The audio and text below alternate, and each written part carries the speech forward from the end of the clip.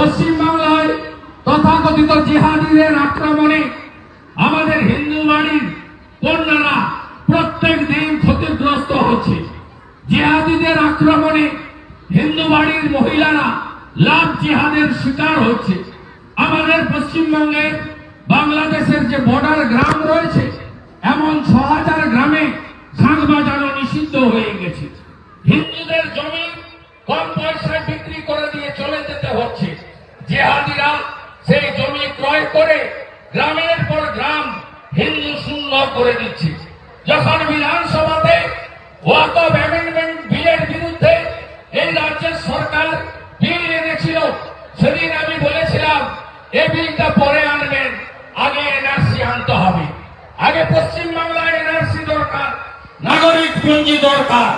আগে ভোট জিহাদ, লাভ জিহাদ, জমি জিহাদের বিরুদ্ধে ধর্ম পরিবর্তনের যে জোর করে ধর্ম পরিবর্তনের চেষ্টা হচ্ছে, তার জন্য আপনি বিল আনুন।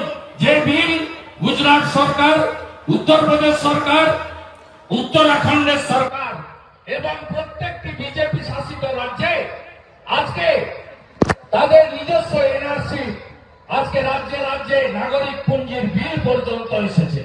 তাই স্বাভাবিকভাবে আমাদের ঐক্যবদ্ধ হতে হবে। ঐক্যবদ্ধ না হলে বাংলাদেশের মতো অবস্থা হবে। আমি দুটো উদাহরণ আমি সনাতনীদের দিয়ে যেতে চাই। আপনারা জানেন যে বাংলাদেশে এর আগে যখন বাংলাদেশ তৈরি হয়নি, পাকিস্তানের অন্তর্ভুক্ত ছিল, তখন 1947 সালে দ্বিজাতি তত্ত্বের ভিত্তিতে দেশ বিভক্ত হয়।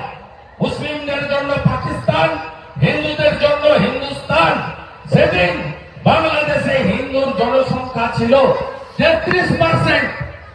আর 71-এ যখন ভারতের সেনারা আত্মবলিদান দিয়ে বাংলাদেশ তৈরি করল, সেদিন বাংলাদেশে হিন্দু জনসংখ্যা 22% ছিল।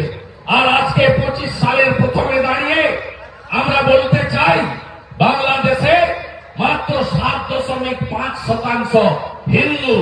হিন্দুদের অস্তিত্ব মুছে দেওয়া হচ্ছে বাংলাদেশ থেকে। বাংলাদেশে 596টা মন্দির 5ই আগস্টের পরে ভাঙা হয়েছে, পোড়ানো হয়েছে, কাউকে বাদ দেয়নি। স্লোগান দিচ্ছে হিন্দুদের ধরে ধরে কাটো, ইসকনকে ধরে ধরে জবাই করো। প্রকাশ্যে দাঁড়িয়ে আজকে শুধুমাত্র হিন্দুরা নয়, আজকে সন্ন্যাসীরা যারা গৃহস্থ জীবন বর্জন করে সন্ন্যাস ধর্ম পালন করছেন, যারা কেউ কেউ নিজের পরিবারের শ্রাদ্ধ পিণ্ডদান পর্যন্ত করেন, তারা তাদের অনেকের রীতি রয়েছে, তাদেরকে পর্যন্ত ছাড়া হচ্ছে না। চিন্ময় কৃষ্ণ প্রভুর অপরাধ কি ছিল? অপরাধ একটাই ছিল, তিনি আমরা যারা সনাতনী, ব্রাহ্মণ, ক্ষত্রিয়, বৈশ্য, শূদ্র নানাভাবে বিভক্ত। কেউ ইসকনের অনুসারী, কেউ রামকৃষ্ণ মঠ মিশনে দীক্ষিত, কেউ ঠাকুর অনুকূল চন্দ্রের দীক্ষিত, কেউ বাবা লোকনাথ ব্রহ্মচারী দীক্ষিত, কেউ ভারত সেবাশ্রম সঙ্গে স্বামী প্রণবানন্দের মন্ত্রে দীক্ষিত, কেউ আর্য সমাজ করি আমরা। আমাদের যে সনাতনীদের ভাগ ছিল, এই ভাগের সুযোগ নিয়ে ভোট ব্যাপারীরা, জিহাদিরা আমাদের সনাতনীদের দাবিয়ে রেখেছে চিরদিন ধরে। চিন্ময় কৃষ্ণ দাস প্রভু সব সনাতনীদের নিজের নিজের পরিচয় বজায় রেখে এক ছাতার তলায় এনেছিলেন। তাই তাকে 2 মাসেরও বেশি মিথ্যা অভিযোগে কারাগারের ভিতরে রাখা হয়েছে। তাকে তার অপরাধ একটাই। তাই আমাদের আজকে ঐক্যবদ্ধ হয়ে এবার থেকে আমরা লড়েছি, আরো ঐক্যবদ্ধ হতে হবে। আমাদের যোগীজি বলেছেন বাটেঙ্গে তো কাটেঙ্গে। আমাদের মোদীজি বলেছেন যে বাটেঙ্গে তো নির্মমতা সহিত কাটেঙ্গে, এক रहेगा তো সেফ रहेगा। এটা কেন তারা বলছেন? তারা বলছেন এই কারণে, এই রাজ্যের একজন মন্ত্রী সংবিধানকে সামনে নিয়ে শপথ নিয়েছেন। তার নাম বলে আমি আজকের মঞ্চটা পবিত্র করব না। তিনি বলছেন আমরা ভারতে 17, বাংলায় 33%, আমরা জনসংখ্যা বাড়িয়ে আমরা দখল করতে চাই সব। যতক্ষণ পর্যন্ত হিন্দু মেজরিটি থাকবে ততক্ষণ পর্যন্ত মাইনরিটি শব্দ থাকবে। যতক্ষণ পর্যন্ত হিন্দু মেজরিটি থাকবে ততক্ষণ পর্যন্ত সেকুলারিজম থাকবে। আর আপনি যখন 50-এর নিচে নামবেন তখন সারিয়া কানুন চালু হবে, তখন আপনার আইন চলবে না, বাবা সাহেব আম্বেদকরের সংবিধান চলবে না। তাই ঐক্যবদ্ধ হওয়া খুব জরুরি, এক হওয়া খুব জরুরি।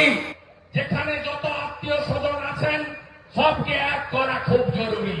আমাদের রাজ্যের প্রশাসনিক কর্তৃক বলেন ধর্ম যার যার, উৎসব সবার। আমি বলি বিরোধী দলনেতা, ধর্ম যার যার, রক্ষা করার দায়িত্ব তার তার। প্রত্যেক গ্রামে রাজনৈতিক দলের কমিটি যেমন থাকে থাকুক, ধর্ম রক্ষা কমিটি তৈরি করার প্রয়োজন। প্রত্যেক বাড়িতে তুলসী মঞ্চ স্থাপন, বেদ উপনিষদ গীতা রামায়ণ মহাভারত আবার ফিরিয়ে আনা দরকার। শঙ্খবাদন, দীপদান, অমাবস্যা, একাদশী, পূর্ণিমা, কার্তিক মাস, দামোদর মাস, মৃদঙ্গ খঞ্জনী, হরিনাম, মা শীতলার সল, শিব মন্দির, ধর্মকথা আলোচনা এবং সর্বোপরি সনাতনের জাগরণ দরকার। প্রভু রামচন্দ্রের আজকে প্রতিষ্ঠা দিবসে দাঁড়িয়ে এই হোক আমাদের সকলের অঙ্গীকার। আমাদের ভিডিও ভালো লাগলে লাইক এবং শেয়ার করুন। কমেন্ট সেকশনে গিয়ে জানান আপনাদের মতামত। আরও ভিডিও পেতে আমাদের চ্যানেল সাবস্ক্রাইব করুন এবং প্রতি মুহূর্তে খবরের আপডেট পেতে প্রেস করুন বেল আইকন।